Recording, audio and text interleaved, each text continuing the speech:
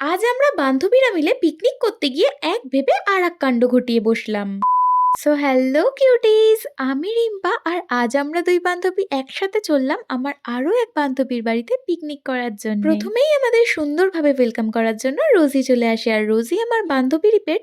আর এখানে দেখো, ওকে আমার চশমা পরিয়ে দিয়েছি, আরো কিউট লাগছে দেখতে। এবার আসি পিকনিকের আসল পার্ট, খাওয়া দাওয়ার পর্বে। আমাদের দুই বান্ধবী, একজন চিলি পনির বানিয়ে এনেছিল আর একজন পোলাও বানিয়ে এনেছিল, আর ওর বাড়িতে গিয়ে এখন ফ্রাইড রাইস বানানো হচ্ছিল। আর রান্না বান্নার ক্ষেত্রে আমি যেহেতু কোনোটাই পারি না, তাই ওদের হাতে রান্নার দায়িত্বটা হ্যান্ড ওভার করে আমরা কয়েকজন বান্ধবী চলে গেছিলাম চিপস আর ফ্রুটি কিনতে। আসলে এই সব জিনিসগুলো দিয়ে পিকনিকটা একটু অ্যাস্থেটিক ভাবে সাজানোর প্ল্যানিং ছিল। এরপর একটু টাইম পাসের জন্য সবাই মিলে ককব্যাট খেলে নিলাম, যেখানে ইনি কোমরদোলাতেই ব্যস্ত ছিলেন।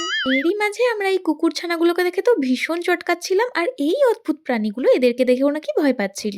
এবার বলি সেদিন আমাদের সাথে কি ঘটেছিল। আসলে আমাদের এই পিকনিকটা কলকাতার ভিক্টোরিয়ার মাঠে করার কথা ছিল, কিন্তু দুর্ভাগ্যবশত পিকনিকের আগের দিন রাতেই আমাদের দুজন বান্ধবীর কিছু পার্সোনাল ইস্যু ক্রিয়েট হয়, যার জন্য আমরা পিকনিকটা ভিক্টোরিয়ার মাঠে না করে বান্ধবীর বাড়ির ছাদে করি।